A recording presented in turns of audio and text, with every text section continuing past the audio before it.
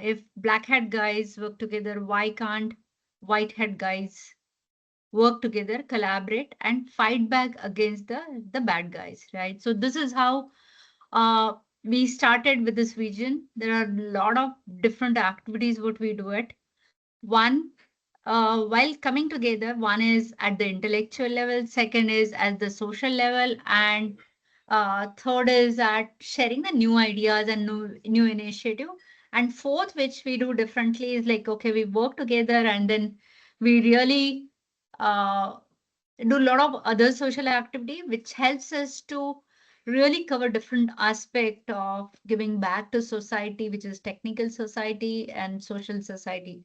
So welcome to the series of knowledge sharing. And this is as a collective intelligence of hundreds of years of collective intelligence we have. And then we have very technical people who has been within the industry as a practitioner or who has come out of the industry and then joined and started the entrepreneur journey. So we have a lot of variations in our CXO committee as a elevation. Now, coming back to last 2 years, there are a lot of discussions. So today's topic, you must be wondering like what exactly the topic is. Although the title says SBOM, and SBOM is Software Bill of Material, which fortunately, because regulator has come forward, like, okay, in 2021, there was hue and cry because of Log4j. And we were just trying to figure it out, like, how do we handle this supply chain management? Quickly regulators came with some kind of guideline, and regulatory guidelines are always, they think ahead of the time. They think as a collective problem, what can be that problem. They also do research on how these kind of risks can be addressed. And that is where many regulators, at least in BFSI industry, came out with this SBOM, which is Software Bill of Material, which does the analysis, software component analysis of the softwares what you have been on the production. Definitely development and production both. Uh, it also gives like what are kind of unknown softwares or unknown bill of materials that we are already aware about it. But while I was talking to CyberNX team, we I learn a lot about different bombs, right? C bomb, AI bomb, and lot many things. And this is what a different thing which is going to come up. Another thing I spoke about Log4j, but we all know about the solar wind, right? So this solar wind was state sponsor attack through third party software as a part of legit this thing. There was a vulnerability which was identified, and then as a mass this thing, wherever the solar wind was and wherever the solar wind was upgraded, patched. We always talk, being a CISO, we always talk about patching to be done, but then solar wind, because of patching and the new vulnerability added as a part of supply chain attack, and then we know what happened, right? So there are enough of examples about how software chain attack can really create a massive impact. And to talk and learn more about beyond the SBOM, which has been the regulatory discussion, we have our ex-practitioner and now taken up the entrepreneurship role. We have Gopakumar Panicker, who has come forward and uh, agreed to have the session, and then whatever he has learned over a period of time and how effectively this can be managed, he has come forward and joined us to share this knowledge with all of us. And so just to many of you may know Gopa, uh, but just to introduce formally, Gopa has been the ex-practitioner. He has been the co-founder of CyberNX right now, bringing in 2 decades of experience in IT and cybersecurity.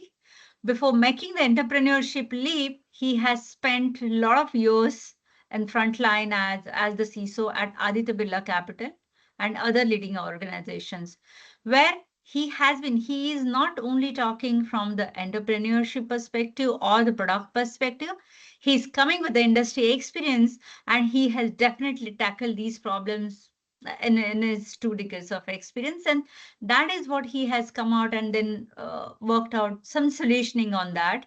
Gopa is also widely recognized for his vast knowledge, hands-on expertise in everything from application security to SOC operations to the complexity of cloud security. Today, he joins us to share his insight on SBOM and CBOM lifecycle. And believe me, guys, you will find out more bombs.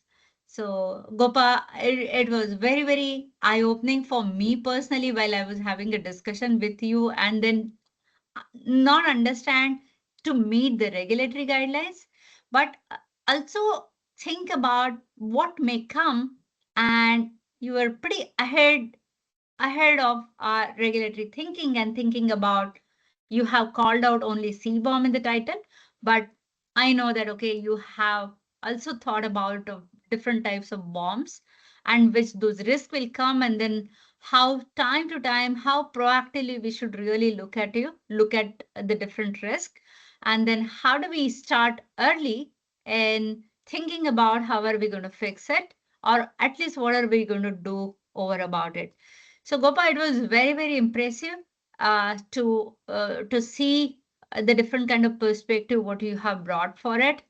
Uh, so before I hand it over to you, Gopa, for all my participants who has been attending this webinar at 5 o'clock on Tuesday, uh, you guys are aware that this this Amazon gift is not for you to be only as the commercial benefit or as the money benefit, but we promote a lot of knowledge sharing session, and this is only the gesture for you guys to promote to your next in line, so that in different ways we create more and more awareness. So for all the participants, whoever has joined, this contest is still open till 5:30.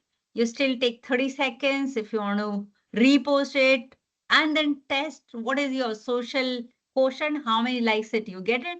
If you have already done, you are very proactive. If not, you still have a chance. And now your social quotient will definitely you yourself will be able to check how much influential you are, and you can still take 30 seconds. By the time Gopa is setting up his slide deck, you can repost it and you can promote more and get more and more likes so that you have Amazon vouchers uh, to win, right? So best of luck, everyone, and over to you, Gopa. Right. Thank you so much, Nuprita. That was pretty heavy introduction.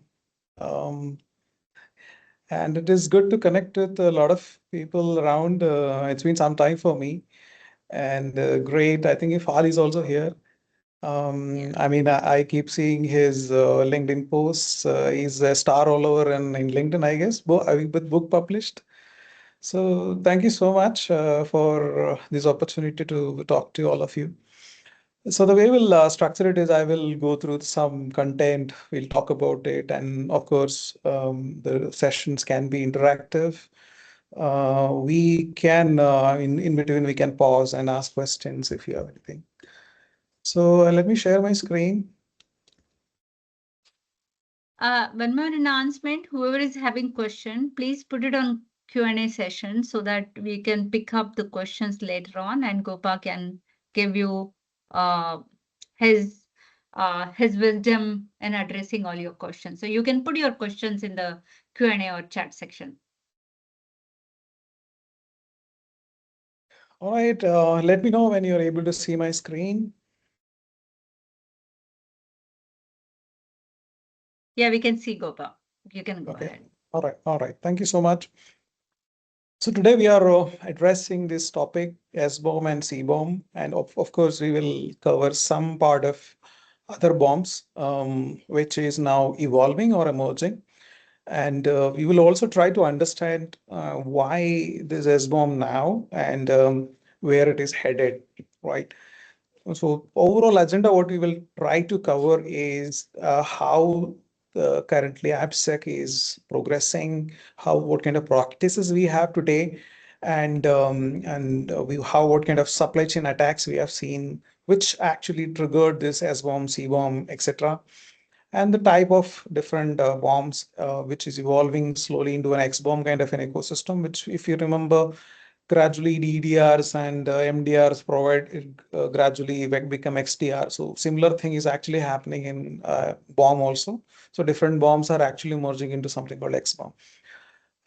Then we will also look at RBI, SEBI, certain expectations and the kind of strategy we can adopt to meet all these expectations. And lastly, since it is a knowledge sharing session, I have not kept a lot of content on our platform. Of course, we have a platform which addresses the SBOM and CBOM. So this we can be actually pretty bit interactive. You can ask questions, and Anuprita, if you have any questions or you want me to pause since in between, let me know. I will pause and we can actually have some discussions. Yeah. Sure. All right. So to start with, how do we manage AppSec today? Usually, there are two kinds of application cycle we follow. One is vendor supplied applications, or we have in-house applications. The teams, in-house development teams actually develop. In both cases, what we today to do is basic things like pen testing of the application. We do a code review. In case we have the complete CI/CD with us, then we actually integrate the entire deployment lifecycle into CI/CD, which is SaaS or DAST. Now, in the event of certain complex applications, which you say that, okay, I have a core banking application or net banking applications or policy processing applications, which is published to internet or it is critical to the business, then we also engage into threat modeling as an exercise. Usually, threat modeling is not a very, very common prevalent practice, but considering the complexity the applications are going through, especially since there are a lot of AI related coding getting generated and components getting added, threat modeling is more and more prevalent.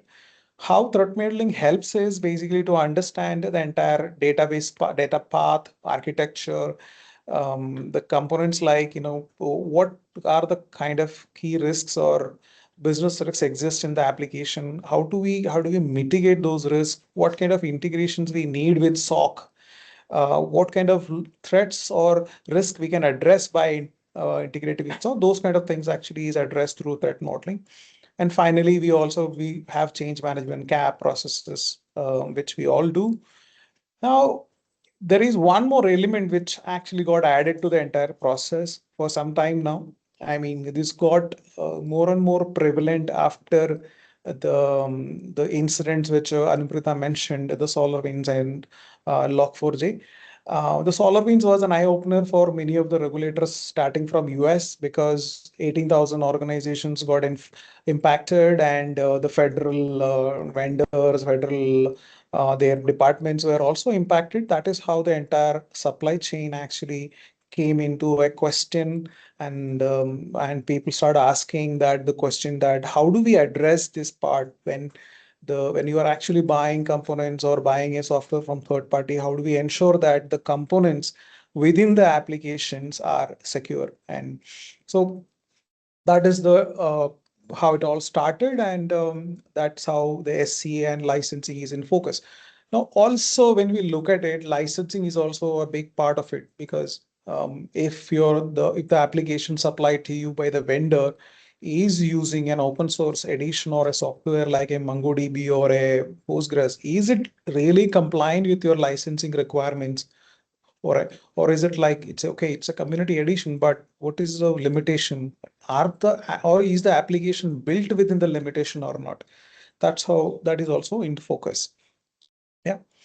So when we look at the supply chain today, when you look at most of the applications today, use the modern stacks, whether it is Python or React or the main MERN framework, MongoDB, React, etc. So all of them are actually carrying a lot of open source components. The open source components basically has direct components and transitive components. And direct means that, okay, there is a library is used within the application, like a Python pip is used.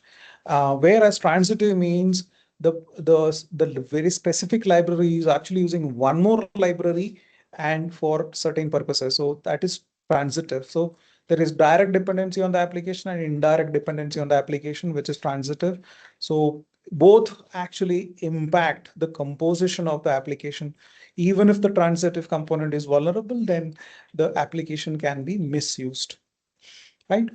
So when you look at this aspect, let's say we use a lot of code, open source components in the application. How do we really address this part? Is the component or are the components secure? Are they not? Are they clean? Are they in a shape to use in within the enterprise? These are the questions, and how do we really address these questions? Can this be addressed through or identified through the usual testing mechanisms, which are pen testing or vulnerability assessment? No, because they can't actually get into the composition of the products or or the software and understand these aspects. And that's where without an SBOM, it is very difficult for you to understand whether the components used in the application is secure or not. Now we can equate this with a analogy that when you're actually looking at a building, in the building, you have structural aspects, you have the strength aspect, visual aspects, various aspects you look into.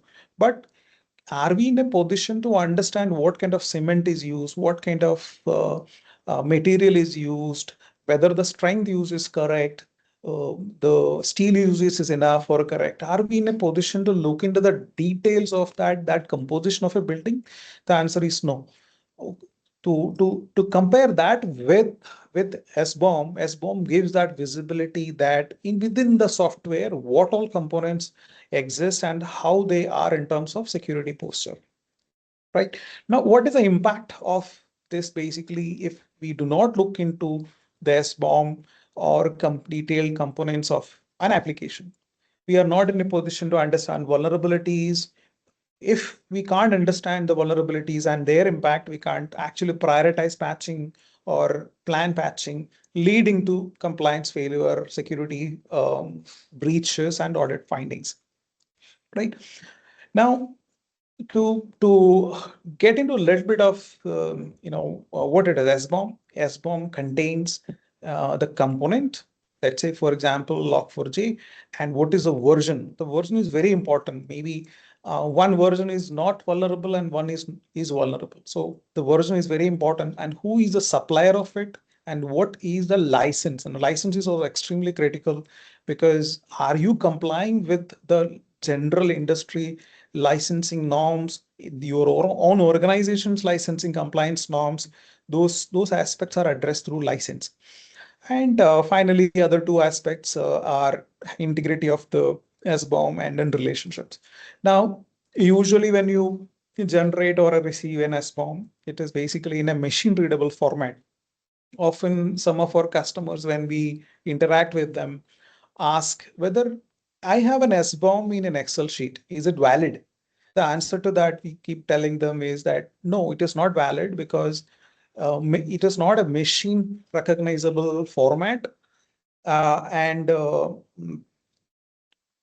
machine recognizable format, and hence we cannot read this entire SBOM from machines, and we cannot process the information like what is the integrity of the SBOM, what is the license compliance, what is the dependency of the components with each other. Those kind of aspects cannot be identified and processed through an Excel sheet. Hence, so you need right from the source from where it is generated to the way you are processing, you need entire integrity mapping. Hence, you are in a position to understand whatever information the vendor is given to you, the supplier is given to you, is correct.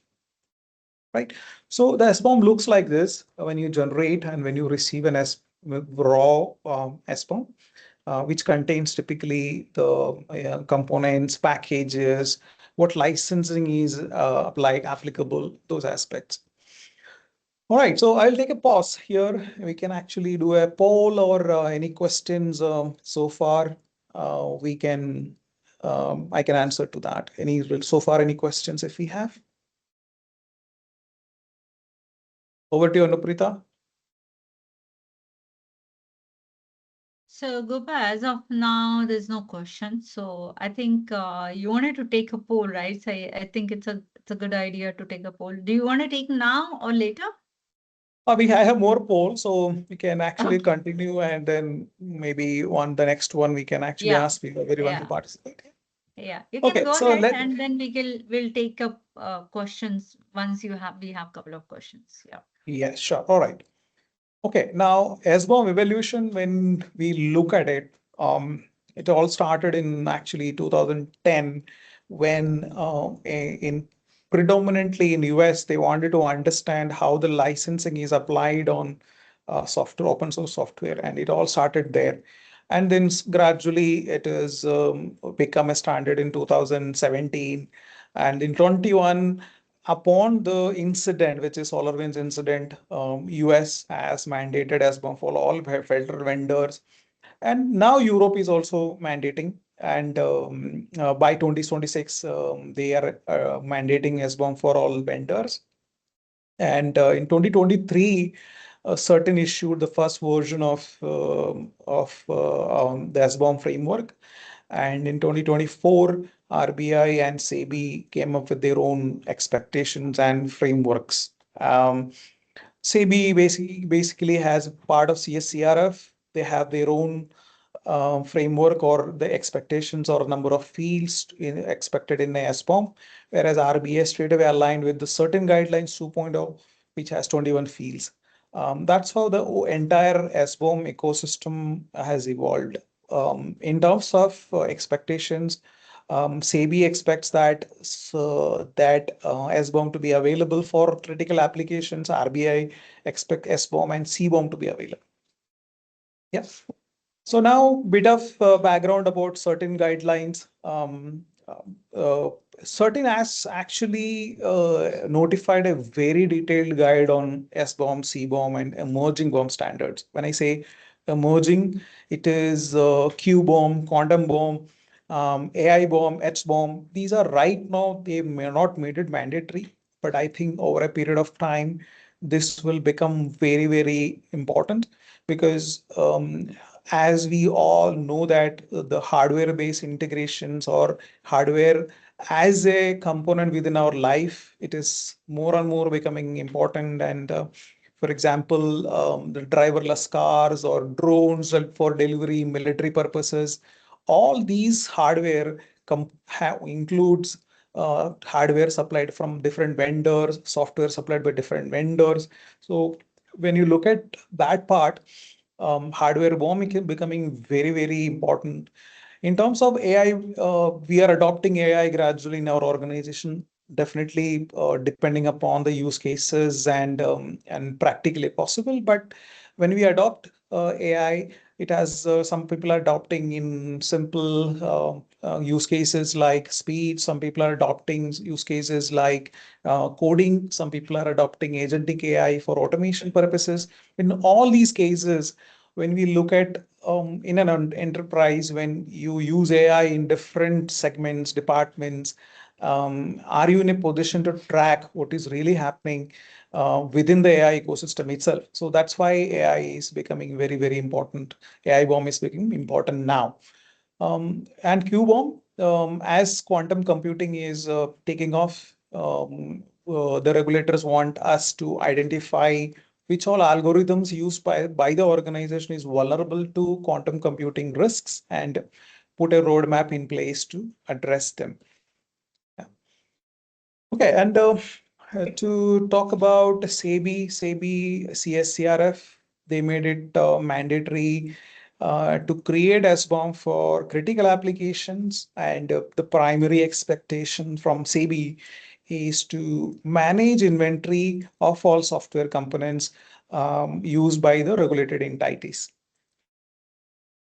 In terms of, yeah. Gopa, I have a question. Mhm. So, because see, I mean, many times it happens that we meet the regulatory guideline, but if we have to understand actual risk, what way what may arise because of not knowing the software components or third-party software components. For example, Log4j, we have seen it, but SolarWind was, I mean, Okay. intently Let me introduced vulnerability. let me take some examples, Yeah. which are very, very specific. Because then Okay, we let can me. correlate to the actual problems what we face on the ground.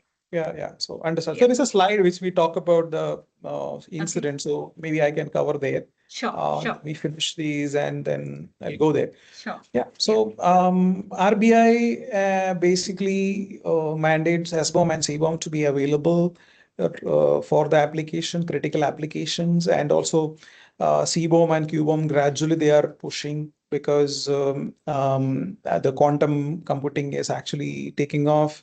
And a lot of the cryptographic libraries used by us is vulnerable. Only few of them in the current practice is basically quantum resistant. So and that is why they are pushing CBOM gradually. Now, talking about CBOM, what is a CBOM? It is basically the how you are actually managing your encryption practices. It includes cryptographic algorithms, certificate keys, libraries, and quantum vulnerability, whether the encryption mechanism or the protocols are vulnerable to quantum cryptography, quantum computing. That is how the CBOM is evolving to. Okay, and to summarize different kinds of bombs, we know about SBOM, we know about CBOM, we talked about QBOM also, quantum safe components. That means can the quantum computing actually affect your algorithms or keys?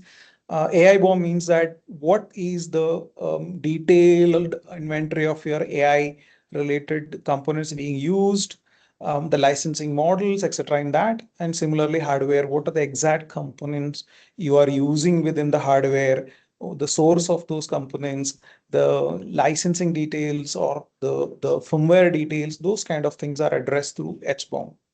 Yeah. To actually coming to the same point, what basically Anuprita mentioned, why do we need these SBOM and CBOM? And what do we achieve or why it is so prevalent now, right? Well, one part is that yes, it is mandatory from regulatory compliance, and second part is that when we look at the composition of the applications in detail, let's say for example you're using a version lock called version of vulnerable version of Python or vulnerable version of MongoDB, etc.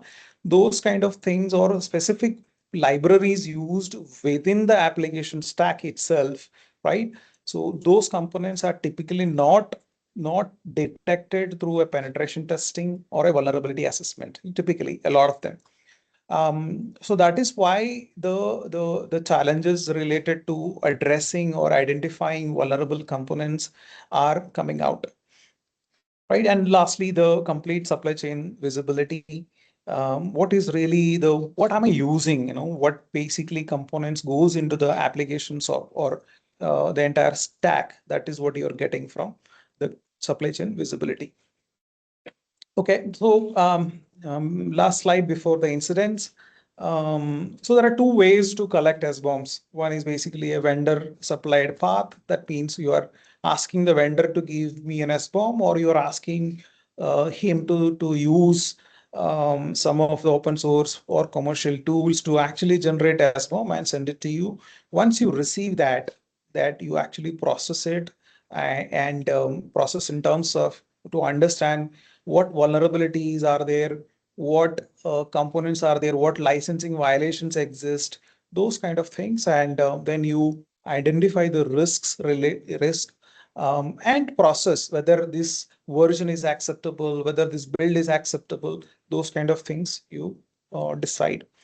In terms of in-house or when you have total control over CI/CD pipeline using Jenkins or GitHub pipelines or Azure pipelines, you are in a position to actually control the entire build process, wherein you can actually put SBOM generation and deep inspection of the SBOM to understand what is the real composition of the software. Are there any high critical risks within the components? If yes, you can actually trigger a policy to stop the deployment completely automated. That is how in-house path can take. In it, provided you have this control over source code, and you can actually control the deployment process. Okay, now coming to why SBOM, and why do we need to look to get more visibility into that supply chain. Now, recently, I think there is an incident which triggered a lot of news, was the JLR incident, right? Everyone knows what happened in JLR incident. And in JLR incident, it cost around 5 weeks of total shutdown of their plant and operations, and leading to estimated $1.9 billion loss. And that was the latest incident we could classify into the supply chain incident. In JLR incident, it all triggered because of the vulnerability in SAP NetWeaver that was vulnerable, and using that, attackers created a backdoor into their environment. From there, they sat in the environment for quite some time and tried to understand how the environment works. Gradually got access to Jira. From there, they understood the critical systems the organization used.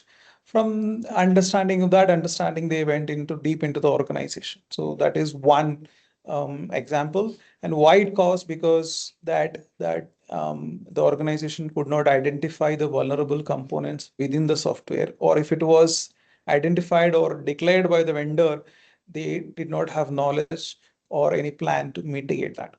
Now, the most prevalent at which most people know is SolarWinds case, wherein one of the major hacking group, compromised the build servers, right? So typically what you see in the build process, what we see, let's say we are engaging certain developers, and these developers are outsourced.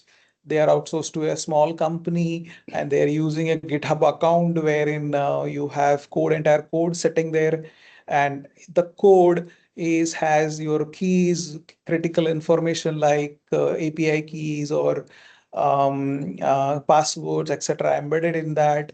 So it becomes very, very easy to target such kind of code repositories when you are outsourced people, or you don't have a total control over your code repositories. In such cases, it is easy for the attackers to actually target such code, get into the libraries which is used in the application, target them, inject a small piece of code or a code which actually they can use to do further activities within the system or take over the system completely. Some cases, what we also see is that they create a clone of the code, and in a similar language. For example, if it is Python, they will actually create Python with double N Python. So in such cases, it is very difficult for people to identify that which is a legitimate library and which is a modified library, or such kind of cases. So in such eventualities also, we see that people download a wrong library or compromised library, malicious libraries, and they are used in a software supplied by the vendor, and you don't even know about it, right? And in such cases, when you run an SBOM, ask an SBOM, these kind of information will come to light, that they are using a library which is compromised and or not a legitimate library. Now, coming back to SolarWinds case, when the build process or build servers were compromised, and subsequently the entire code repository was available to the attackers.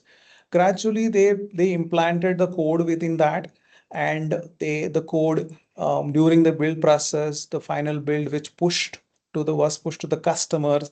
the malicious code was embedded in that build, and which got downloaded by multiple organizations, and then it was compromised. And that is why the coming back to the question which Anupita asked, do we really know what we are buying and what is the real component or what is the real composition of the software we are getting?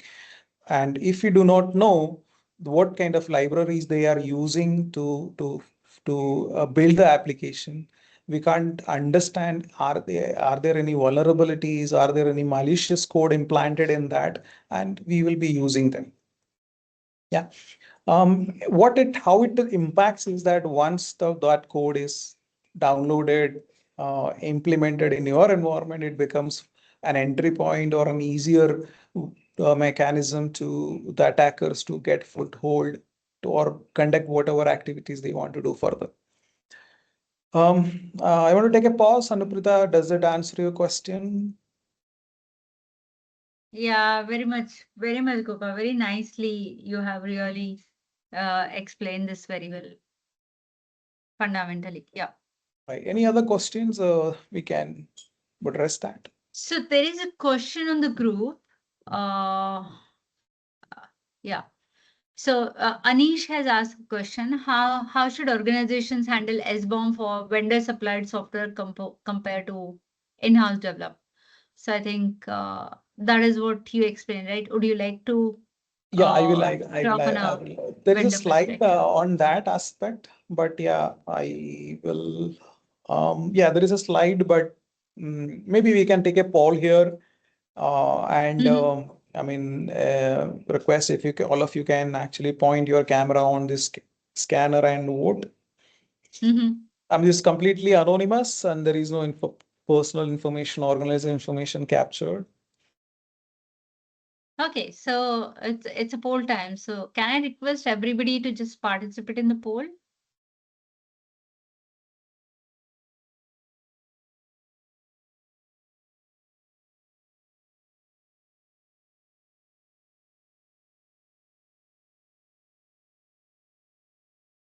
So Gopal, you're publishing the poll in the chat box, or you're Yeah, going I to will do present the that. I QR will code? do that. I will Okay, do that. I okay. can see it live too. I think your Okay. screen is still having the presentation and not the Yeah. barcode or something. Okay, so maybe we'll publish it later in the interest of time. Sure. Yeah. Okay, so let me move forward and let me answer the question first is that how do we really handle these two scenarios, which is one is vendor supplied and second is the in-house. In both cases, one is that when first case is vendor supplied applications. Today, when you look at India's ecosystem, I can say that majority to 60 to 70% of large enterprises use vendor supplied package applications, or 60-70% of their landscape is on vendor supplied applications, or a lot of cases they outsource the application development work to vendors and they develop the code and then deploy remotely. And that is how we see usually things are working in most places, most customers where we are engaged. This is the same case.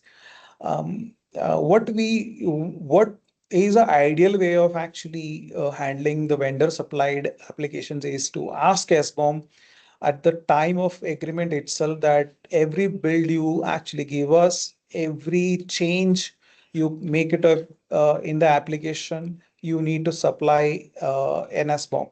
Okay. Now that is one way to collect it. Now, how can vendors generate this SBOM? And how can we rely on them? These are the two questions.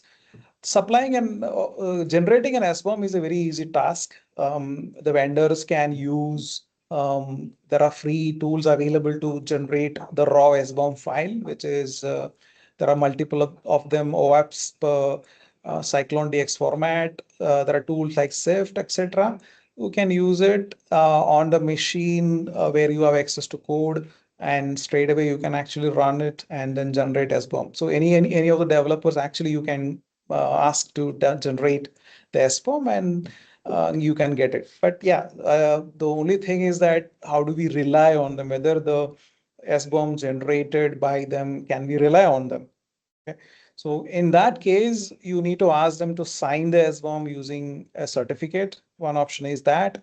Second is that you can validate whether the SBOM, the version of the SBOM or components in the SBOM is matching with the deployed application within your enterprise. These are the two ways you can actually validate whether the SBOM is not tampered or is it genuine, true. That there's two ways. There is another way, which is a little more harder way, is to, though you got the SBOM from the vendor and the application is deployed, you yourself can run the tool and within your environment and generate an SBOM, additional SBOM for the same application and compare both SBOMs and see that whether they match. I mean, this is one way to handle it. To get SBOM from the vendor, ideally you should have that agreement with the vendor. When you evaluate a vendor, you should very clearly say that I need SBOM for the every major build or changes when you are making. Before that, along with my AppSec process, I will also include SBOM within the overall evaluation of security evaluation process. Now, SBOM can be collected into simple raw format and then validated. In case of the in-house applications, we can do the same process. There are two possibilities there. One, within the CI/CD process, if you have very good mature DevOps team, then using the DevOps pipeline itself, you can integrate the SBOM generation as one of the additional mechanism or measure step and generate the SBOM and take decision based on the composition or the state of the SBOM. Now, state of the SBOM, when I say that, I mean whether the components of the application, are they good in terms of the transitive and non-transitive dependencies? Do they have any major vulnerabilities and those kind of decisions? If there are vulnerabilities present, are they exploitable? And those kind of decisions you are in a position to take when you integrate with the CI/CD pipeline. And automatically, certain cases you can block it. No, this particular SBOM, it has high vulnerabilities. So my policy does not allow this build to go ahead. So straight away, you actually automate the entire process. So that brings a high level of automation opportunity for you. But yeah, it requires a certain amount of collaboration between the InfoSec team and the DevOps team. So if that exists, that is easier to do. The second way is to straight away connect the SBOM generation tools to some open source tools support. Mostly all commercial tools will support integration with the code repositories directly. So you can connect with GitLab, GitHub, Bitbucket, any of these repositories, scan the code using the tool and generate the SBOM. So the second method is to connect with the repositories, code repositories, and generate an SBOM. And then the third method is to install a CLI agent or client on the server where your application is running and then create SBOM. So all three methods is possible in on-prem. In vendor cases also, vendor also can actually connect to the code repository and generate SBOM. And on-premise also. Now, I hope this addresses the question. If there are any supplement question or additional questions in this, I can address. So this addresses Anish's question. Address it as well as Rajesh Panchal had also asked the question similarly on a continuous assessment as a part of application security, which you mentioned about CI/CD. So Rajesh, I hope you are satisfied with the explanation what Gopa has given. So Gopa, there are two more questions. One, I'll go on the guideline perspective. So Taskin has asked a question. How are legacy or proprietary systems handled where SBOM cannot be obtained? And how is board level risk acceptance documented as required in SEBI? I think board level risk acceptance. So I think board level risk acceptance it's a governance process. I think it goes exactly how other risk acceptance is. But the See, no, question is, there is how are one element, we all struggle in this part, when I was a CISO, this is one used to be one major event. What usually the VAR teams will run the scan and they will find hundreds of vulnerabilities everywhere it is red.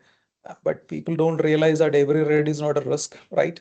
So there are good red also, like good cholesterol, bad cholesterol. There are good red also, but usually every red is high critical is considered bad in a VA finding. But we also need to put in context that whether that vulnerability can be exploited, what is the real risk of that? Do we need to address something which can't be exploited, or where we need to prioritize? And that is the precise thing which is now emerging over a period of time. A lot of organizations have gone into this risk-based vulnerability management or risk-based penetration testing, etc., to say that okay, we will prioritize those ones which are basically have a more risk value, right, or which basically can cause a security incident.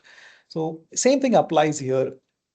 Now, there is called something like vulnerability evaluation process here also, VEX, wherein we are in a position to understand, okay, there is a vulnerable library, vulnerable component, but is it really exploitable?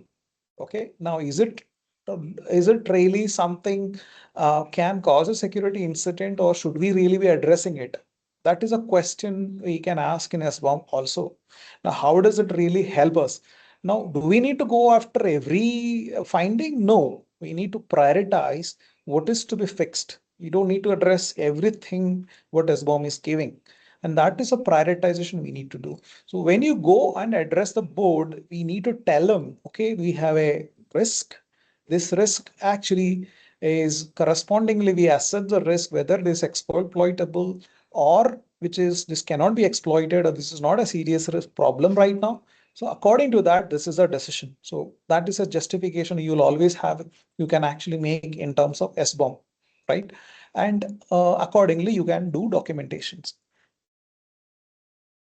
Okay. So I think, Gopal, a lot of questions are coming. I think I would really want you to cover, because there is a lot which you want to cover, and then we have another 10 minutes only. So these Yeah, I'll go questions on fast. I'll behalf go. of you, I think I'm giving a forward commitment to all my attendees. All these questions will write questions and answers, and then we'll circulate it. So on behalf of you, Gopa, I'm committing to my Of guys. course, of course, of course. Yeah. So I think you should go ahead with that, because we hardly have some time now. Sure. All right. So, and So everyone, this we is will answer my all these questions, and if there is any separate question answer or queries are there, then we will again offline take it up with the CyberNX team. Go ahead. sure. All right. So we know this process, right? We talked about it, explained it, that we have SBOM generation is embedded now, usually in a matured process. You embedded as part of your AppSec tool chain. Sometimes you have to do it manually, because if the vendor is not matured, he's saying, I cannot actually help you with automation. I will only give you an Excel sheet. In such cases, you only have option to accept the file as a JSON file or a raw SBOM file from him. You are not in a position to actually control the entire workflow. But as part of your pen test process, VA process, the risk assessment process for the application deployment, you can also consider SBOM. But in terms of when you have the complete control over the entire build and deployment process, you are in a position to actually embed SBOM also part of your code review, threat modeling, pen testing, and runtime security, etc. Now, how does it help us? Okay, it also helps the pen testing team, the SBOM content components, to understand more about the application, right? Usually the pen testers, when you look at it, they are in a blind spot at times. They can only see that the login screens, They can only see the username, roles, etc., some part of it, but they do not understand a lot of times the documentation related to the flow of the application not available or not given to us. What components are used within the application, they do not know. They don't know whether it is a Java, which version of Java. Those kind of things are not available to the pen testing team usually. And if this information with them, they have much more control over the entire testing process. And secondly, that it also helps into prioritizing. As I mentioned, we don't need to address every finding. We need to prioritize which is impactful, right? Which is going to create a security incident, and those kind of things we need to prioritize. It will help us in incident response. That, let's say a new vulnerability actually came today, for example, when Log4j came, Heartbleed came initially in 2014. Everyone was wondering, how do we really find out? Like, am I impacted? Do I have any Heartbleed exposure? We did not know, right? And security team being security teams, and we have limited access to a lot of things when we work, because in the maker checker process, we need to rely on application teams. We need to rely on the infrastructure teams to get a lot of information, and it takes time. So without a control of the component, how do you really find out what is your exposure? It takes a lot of coordination and effort with other teams too. Now, with this SBOM in place, you are in a position to understand this your blast radius much better, right? And lastly, compliance. It is, of course, regulatory audits. They ask you, did you go through your component list or SBOM? Okay. I will quickly now run since we are in short of time. So how do we really do this from SBOM static to dynamic? We generate, we maintain, and we monitor continuous scanning of new vulnerabilities depending upon the release cycle. Continuously we need to, because today's version can be vulnerable tomorrow. So you do not know. So we need to continuously scan maybe a month, 3 months, depending upon your organizational policy, to scan the components of the SBOM to understand the life cycle or risk, license risk, etc. So it's a continuous process to be clear here. We have to continuously update the components, findings, remediation, whether it has happened properly. Those kind of it's a continuous process, right? We talked about this. There was a question related to vendor supplied application and in-house application. So we talked about it. So I'm not going to further talk about it. To summarize, so we have a source code, and we can connect the source code with CI/CD pipeline. We do a policy check automatically using the CI/CD pipeline. We understand the risks and then take decisions and then pass on the SBOM to the central repository. Similarly, in terms of vendor supplied applications, we get the SBOM file, we ingest, we process and identify risk and then manage it centrally. Yeah. So the last part of the discussion, we wanted to introduce you to NX Radar, which is our complete SBOM and CBOM lifecycle management platform. It addresses the expectations right from security teams wanting a detailed understanding of components of the SBOM or the software's components, and also right from it addresses the compliance part of it, audit ready reports for SEBI, RBI, etc. It also helps you in real-time CV monitoring, what vulnerabilities are discovered newly. It also integrates with your CI/CD pipelines in case there is a mature practice in the organization for certain applications which are in-house. Then it supports GitHub, GitLab, Azure DevOps, etc. integrations. Finally, how does this solves the entire supply chain problem? It identifies automatically the hidden third-party dependencies, gives you complete visibility into the entire SBOM and the components of it. It helps you in real-time monitoring and you can manage entire SBOM files or their risk, etc., in a single dashboard. It supports integration with ticketing systems like Jira to assign tasks to people. It also does contextual risk analysis to tell you that what you should prioritize and what you should not prioritize. Don't need to prioritize. Those kind of the information is available. And one-click reporting. So it helps in terms of generating reports, which is SEBI, RBI expectations. So to dwell into how Gopal, this. sorry to disturb, but I think slides are not changing. Okay. Is it changing now? No, I'm not able to see. Okay, let me stop sharing and Yeah. yeah.